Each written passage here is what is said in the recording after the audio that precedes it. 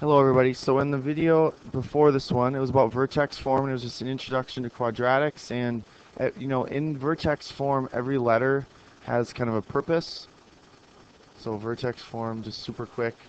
Oops. Vertex form looks like this. Every single letter did something specific. That like the A controlled how skinny or wide it was and if it pointed up or down. The H controlled um, the left or right movement, and the K controlled the up and down movement. So each letter had a specific thing. I do that first because in standard form, which is here, the A, the B, and the A still has the same purpose, up and down, and then skinny or wide. And the C moves it up and down, but the B is just a wild card in here. And it just does, it's hard to know what it's going to do to your equation. Um, so I don't like to. Today is really about graphing calculators, which is why I'm doing it as this kind of a screencast thing as opposed to on a whiteboard. It's just hard to do the graphing calculator stuff on a whiteboard. So we're doing it like this. So standard form looks like this. It's got the ax squared plus bx plus c. You'll see this a ton of times in the coming sections we're going to do, because that's just the typical way they appear, and that's the easiest way to solve them. Well, or one of the easiest ways for sure. So, yeah, so we'll see standard form a lot in the future. But as far as graphing it, I just wanted to do it on a graphing calculator. So I said this before, but the A still does the same thing. It controls the up or down movement, or the up or down of the U, and it controls the skinny or wide. So if it's a positive number in front of the x squared, it's up. If it's a negative in front of the x squared, it's down. If it's a really big number in front of the x squared, it's skinny. If it's a little number, ignoring the negative part, then it's really wide.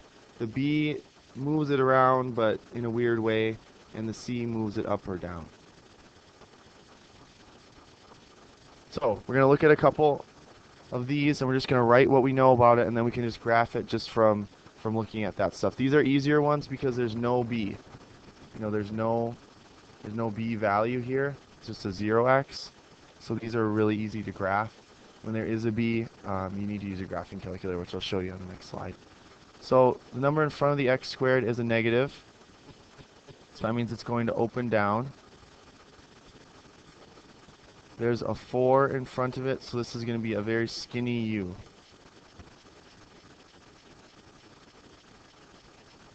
There's nothing after this, so our vertex is 0, 0. So we go 0, 0. We go down 4 over 1, over 1. We can draw our curved in. And that's a sketch of the quadratic. We can't do that slope thing, the A thing, the down 4 over 1. We can't do that anymore after the first one, because with a quadratic that gets changed. So we can do it once though. So let's look at this one.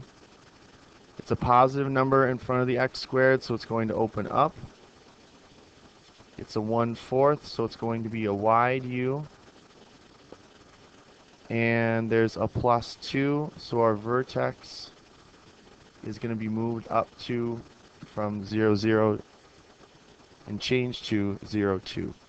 So we go up 2, put our dots, and then we can go up 1 over 4, up 1 over 4, and just do a very quick sketch of our quadratic function.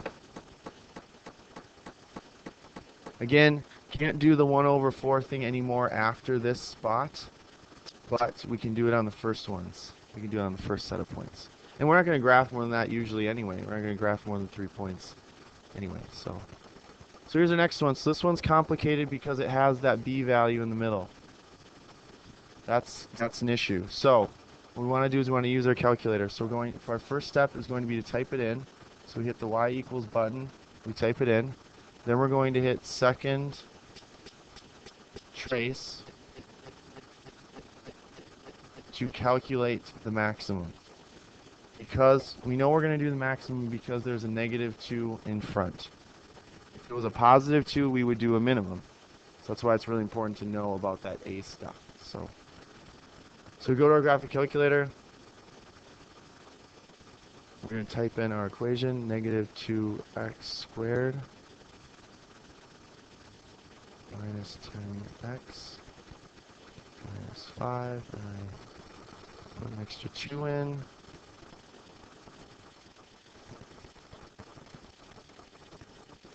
There. Okay, so now that we type that in, we go to graph. We just want to make sure our equation looks everything right. We typed it in okay, so that looks like a U, so that's good. Then we're going to go second trace, or the calc button. We want to find the maximum, so we hit 4. Now it says left bound, and that's on the notebook file too, but it says left bound, so we want to arrow over. So we're on the left side of the axis of symmetry. Here's the axis of symmetry. We want to make sure we're on the left side of that. Doesn't matter where on the left side, we just want to be on the left side, and then we hit enter. We want to arrow over to the right side of that green axis of symmetry. Again, doesn't matter where, we just want to be there on the right side. And then guess means just go near the top and hit enter. So our answer is going to be negative 2, 7.5. We can ignore the extra decimals. That's just from rounding and our graphing calculator and stuff. So we can ignore that. So we go back to our example. Our vertex is negative 2.5, 7.5. So we graph that. Our A value, the number in front, was a negative 2, so we can go down 2 over 1, and then just sketch in our U shape. Doesn't have to be perfect, just doing this quickly, just to get an idea of what the graph looks like. So that's how you graph them. So you find the vertex on your graphing calculator, you use the A value, graph 2 more points, and then you just sketch in your U. Easy peasy. Last example I wanted to do was just straight up find the minimum or maximum value. So with this, we want to look at our first number. That's a negative A, so A equals negative 3. Because that's a negative, it's going to be a maximum. Then we go to our graphing calculator, we type it in just like we did before, and find the maximum. So we go back to our graphing calculator, we go back to y equals 3, or y equals, and then we type in our equation. So negative 3x squared plus,